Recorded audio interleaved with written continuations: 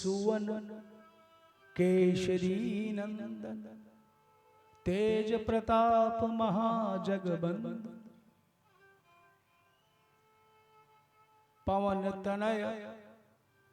बहुत से लोग हनुमान जी का परिचय नहीं करते।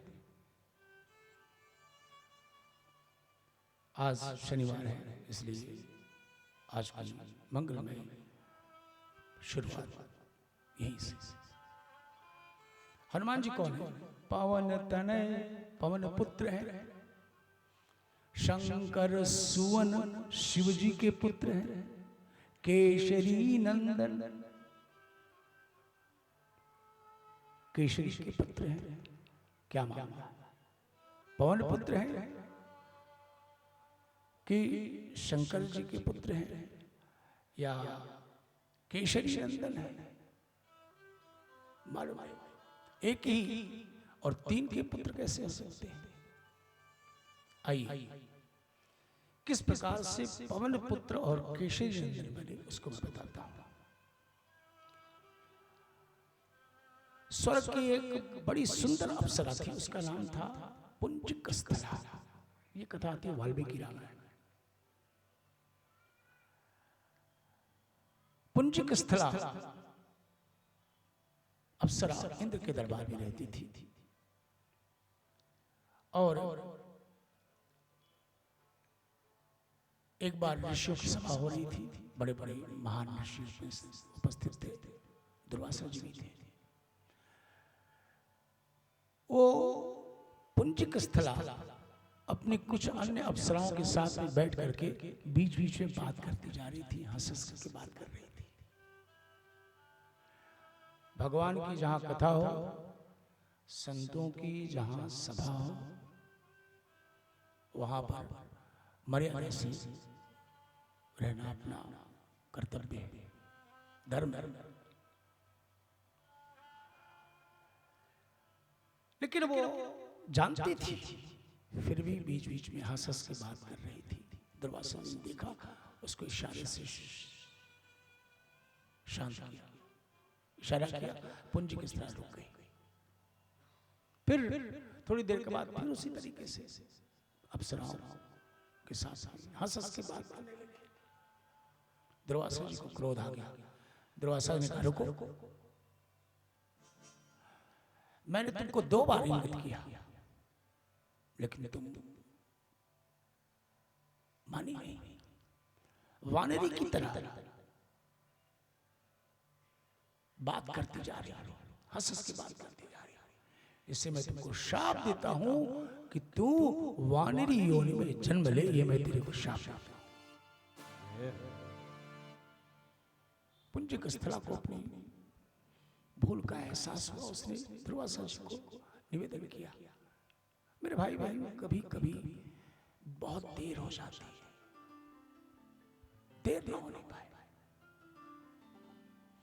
इसलिए जितनी जल्दी हो अपने जीवन की गलतियों को सवार करके भक्ति के मार्ग में मुड़ जाना ही मनुष्य का सबसे बड़ा धर्म है। जब रोने लगी दुर्वासा जी को दया आई। दुर्वासा जी ने कहा, ठीक है, मेरे शाप के कारण तो वाणी योनि में जन्म लेगी, लेकिन मैं तुझे यह आशीर्वाद भी देता हूं कि तू जब चाहे जिस तरह का स्वरूप बना सकती है। उसी शाप के कारण वो पुंजिकस्थला नाम की जो अप्सरा थी वानरी योनि में जन्म ली और कुंजर नामक वानर के यहाँ पुत्री के रूप में जन्म ली और नाम पड़ा अंजना।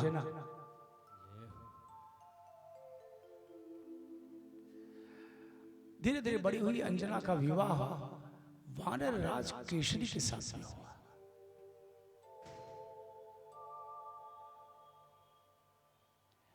वानरी योनि में भी वो दुर्वासा जी के अनुग्रह से इच्छा के अनुसार रूप धारण कर सकती थी। और एक बार वो मानवीय रूप धारण करके, ये घटना विवाह के 8.5 वर्षों के बाद की है। एक बार वो मानवीय रूप धारण करके पर्वत के शिखर पर खड़े होकर के प्राकृतिक दृश्यों को देख रही थी। 8.5 वर्ष विवाह के हो गए थे, लेकिन उसको कोई संतान नहीं थी, पुत्र नहीं थे, न बेटा था। वो खड़ी होकर के प्राकृतिक दृश्यों को देख रही थी। पवन देवता बह रहे थे, मंद मंद गति से बह रहे थे। जिस समय पवन देवता ने देखा, उस पर मोहित हो गए। मोहित होकर के उन्होंने उसको स्पर्श किया। अंजना को लगा कि जैसे मेरे को किसी ने स्पर्श किया। अंजना बड़े क्रोध में आ गई, कौन है जो मेरे को स्पर्श कर रहा है? बड़े क्रोध में आ गई। जब क्रोध में आ गई, पवन देवता प्रकट हुए, कहा शांत शांत शांत, मैंने अव्यक्त रूप से तुमको स्पर्श किया और अपने मानसिक संकल्प के द्वारा अपने समान बल पराक्रम से संपन्न परम बुद्धिमान पुत्र प्रदान किया हूं। पुत्र की अभिलाषिणी अंजना प्रसन्न हो गई पुत्र का वरदान पाकर के, जिसके प्रभाव से सब प्रकार से पवन के समान श्री हनुमान जी महाराज पवन के औरस और केशरी के क्षेत्र पुत्र के रूप में उत्पन्न होते हैं। बोलिए श्री हनुमंत लाल जी महाराज की जय।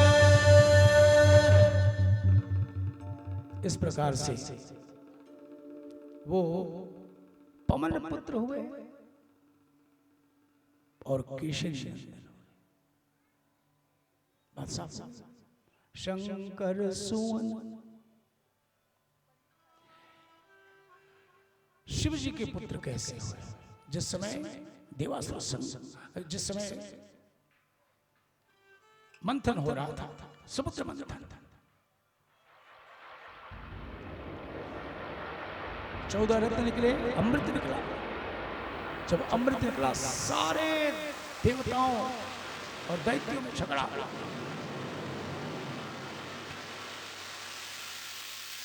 पहले अमृत मैं पीऊंगा, पहले अमृत हम पिएंगे, हम पिएंगे, हम पिएंगे, आपस में झगड़ा होने लगा। भगवान ने देखा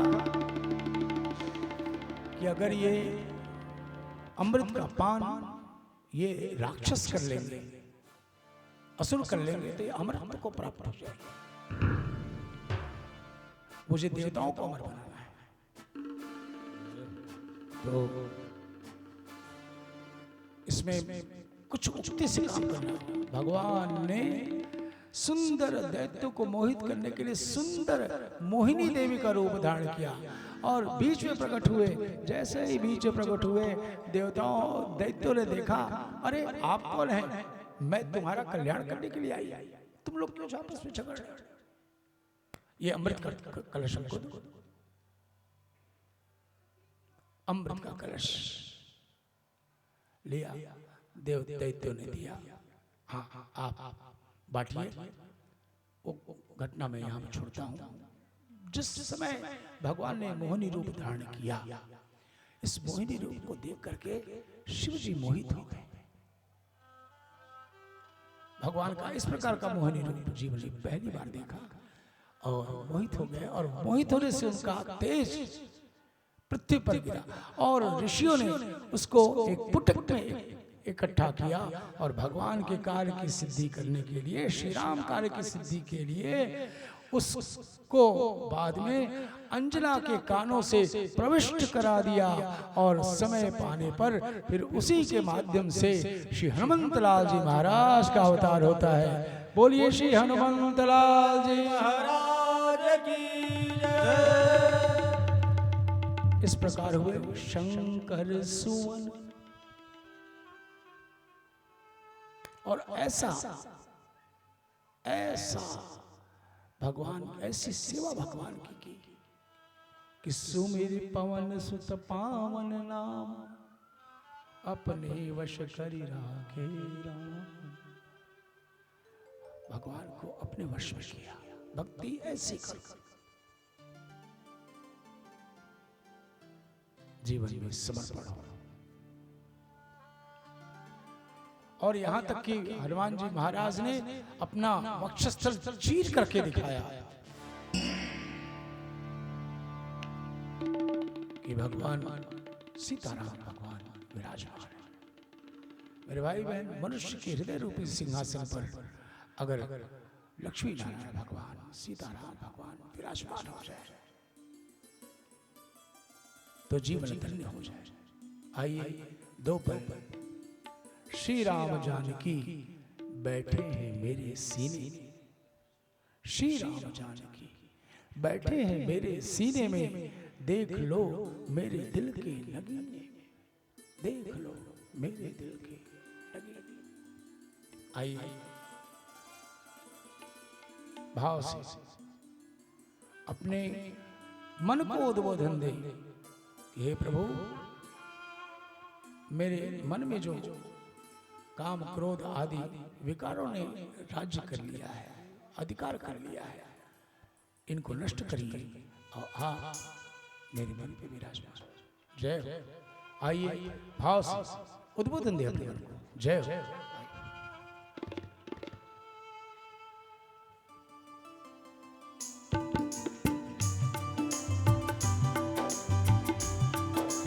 जय हो।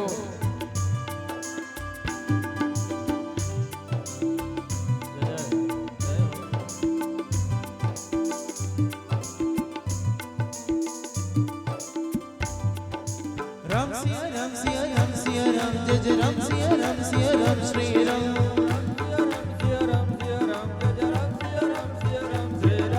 राम सिया राम सिया राम सिया राम जय जय राम सिया राम सिया राम श्री राम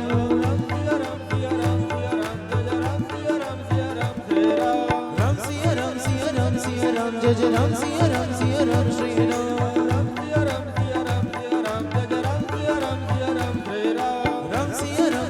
सिया राम जय जय राम सिया राम सिया राम श्री राम श्री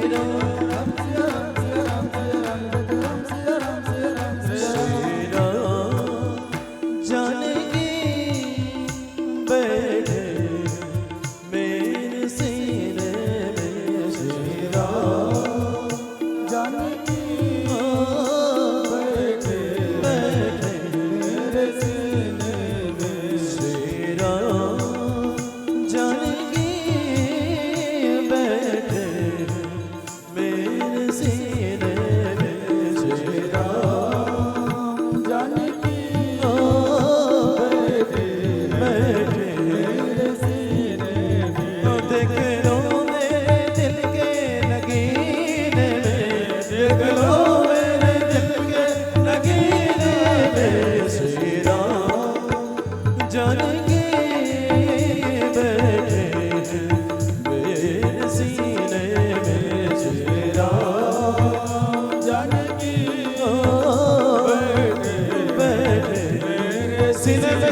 सीने में श्री राम जानकी बैठे मेरे सीने में, श्री राम जानकी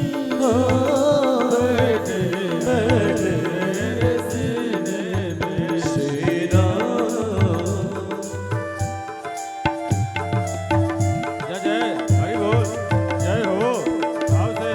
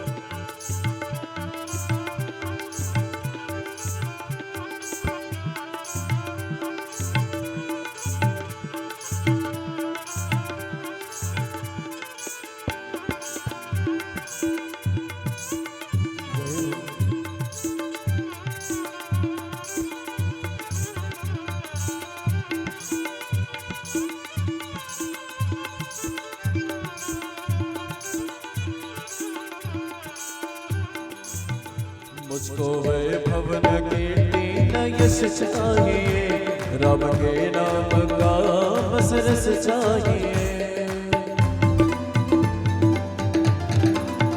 मुझको वैभव न कीर्ति न यश चाहिए, राम के नाम का बस रस चाहिए।